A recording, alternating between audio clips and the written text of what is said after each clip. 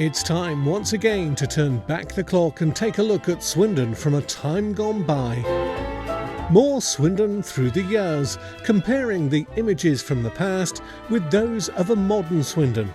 And this time we're turning back the clock to the 1990s. It was boom time for Swindon, expansion, conversion and improvements, all captured by the Swindon cable cameras for the weekly news programme This is Swindon. We now look back at some of those images, capturing a town in transition, frozen in time, in more Swindon Through the Years.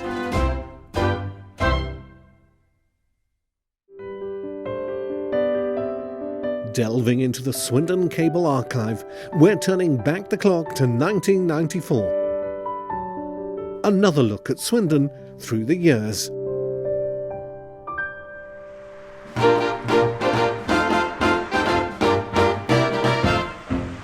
Most people travelling into town from the west will recognise this as Bassett Road. In this view we're looking towards the BMW garage and the railway bridge, which carries the main London to Bristol and South Wales lines across the busy road. In the other direction we see the public house, now called the Runner. Operated by the Arkles Brewery, it was previously known as the Running Horse. This road is an extremely busy route, taking traffic in and out of town towards West Swindon. The pub is our focal point for our images then and now. We turn back the clock to 1994 to see that the pub was indeed the Running Horse and was a beefeater restaurant and pub. A fresh lick of paint and new signs reflect the more modern view of this popular watering hole. Back in the day, as a beefeater restaurant you could struggle to get a table on Friday and Saturday nights. Steak, surf and turf and Black Forest Gatto the favourite fare. But as we look down Bassett Road, that's where we discover the most changes. In the distance, the BMW garage and a junction to the left where houses have been built at Rushy Platt. The one constant, ever-flowing traffic of cars and lorries. Buses now taking the dedicated bus route along Penzance Drive and avoiding the low bridge.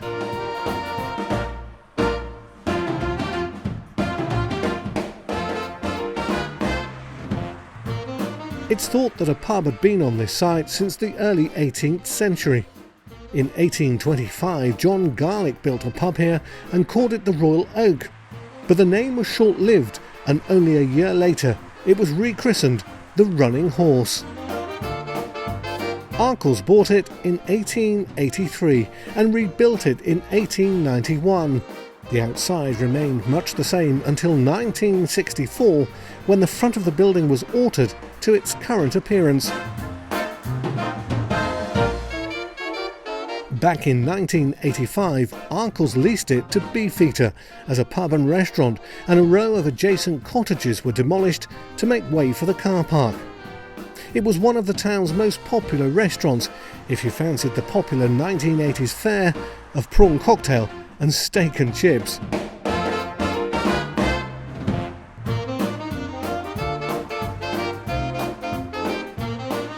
It was in 2013 that the pub had its last major refurbishment, and at that time was renamed the Runner. Thankfully, it's still in operation. All too often today, pubs have closed and have been converted into flats or offices, people losing their local watering hole forever. Thankfully, that's not the case here. The pub thrives, although no longer operated by the Beefeater chain. This is the view that's had most change since our 1994 images.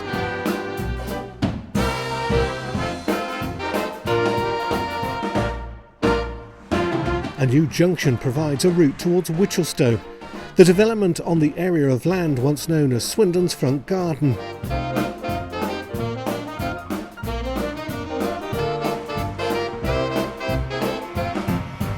It's a busy junction for cars and pedestrians that at one time marked the boundary of the town to the west.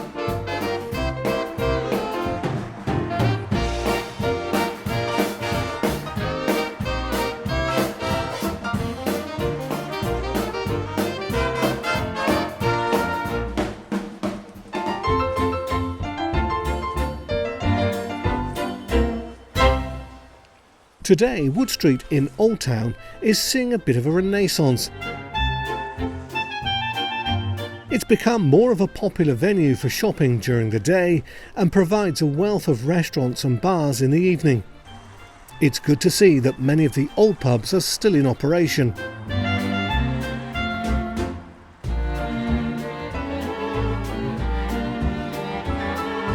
The flag flies proudly above the King's Arms.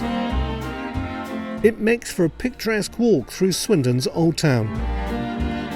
This building is our focal point as we turn back the clock. Back we go to 1994, and now we see why it's called the Old Bank.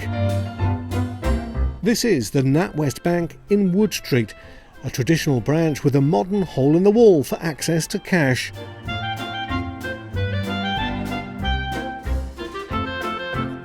Back in 1994, Mackenzie's Bar and Restaurant was already open for business next door.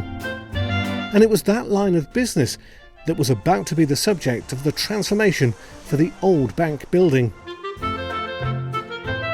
In fact, the National Provincial Bank of England opened back in September 1915. The Swindon Old Town branch moved into its premises at 18 Wood Street. The name change to National Westminster came in 1970 and shortened to the catchier NatWest. The bank finally closed in 2000.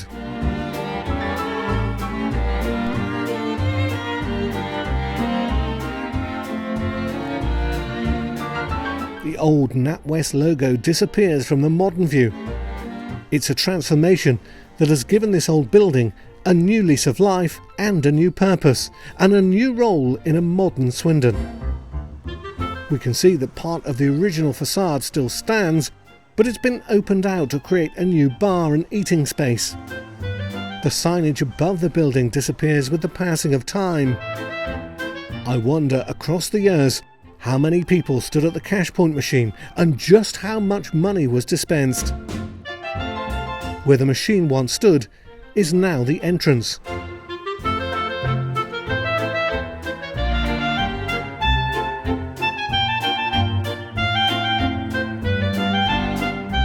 Even next door we see that since our 1994 view, Mackenzie's Cafe Bars also had a makeover. This is certainly one area of the town that with modernisation has injected a new lease of life and is as popular as ever.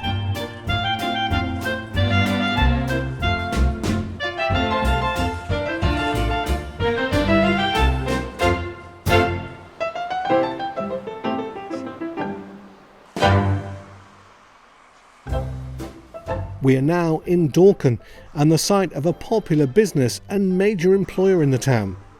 This is Faraday Road, and our images show the site now occupied by TE Connectivity. But to most people, this will always be the home of Raychem.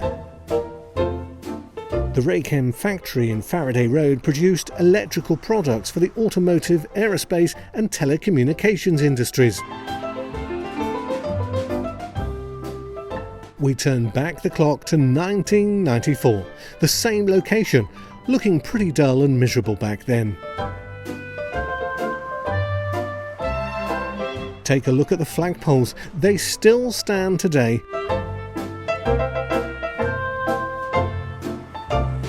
We turn back the clock to see the Raychem flag still proudly flying. The sign on the side of the building disappears with the passing of time. Raychem Wire and Cable was the original name of the company that went on to become Raychem. Founded originally in 1957, by 1980 the company had expanded to over 30 countries, including a major factory here in Swindon. Raychem was acquired by Tyco International in 1999, and at that point the name changed, although many of the products are still produced under the branded Raychem name. The name and signs around the site's security gate show the most changes across the years. Tyco Electronics UK had its head office in Dorcan, with another site, formerly Meggitt Electronics, on the Cheney Manor Industrial Estate, and another at Westmead. The Cheney Manor factory closed in 2019 when work was transferred to the Czech Republic. But for many people, this site will always be known as the Swindon home of Raychem.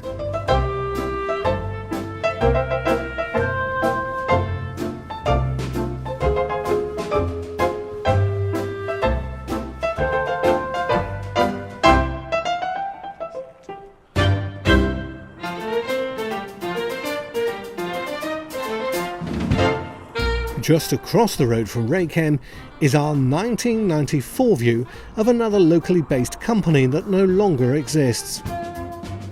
As the sign says, this is Hanimex Vivitar.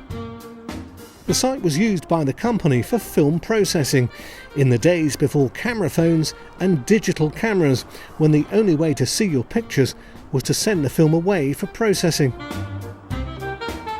Planning permission for what was known as the island site, as there are roads that completely circle this piece of land, was granted back in 1973. In 1978 the company applied for permission to process film on the site, and that continued here through the 1980s and the early 1990s.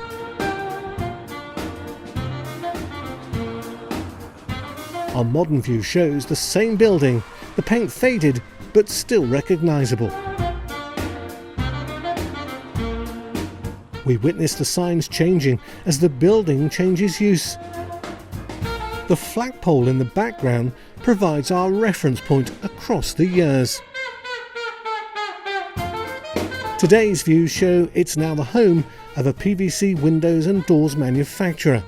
Certainly a very different role. The site is now surrounded by security fencing, a sign of the times as more and more companies feel the need to make their property more secure. This modern view provides a fascinating comparison as the years fly by. This part of the building, unused and unloved and neglected, and a far cry from its former high-profile role as the home of a major film developer here in Swindon. It's a sign of the times that not only companies change over time, but that the business itself declines because of technology progressing. Australian company Hanimex bought camera manufacturer Vivitar in 1985 to become Hanimex Vivitar, and after a series of mergers and ownership changes, the company eventually went bankrupt in 2008.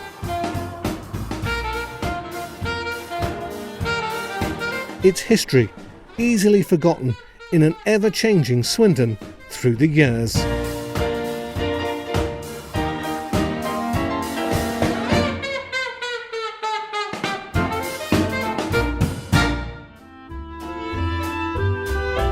We'll have more Swindon Through the Years coming soon, but in the meantime, please do remember, like, comment and share. We'd like to hear your memories of a changing town.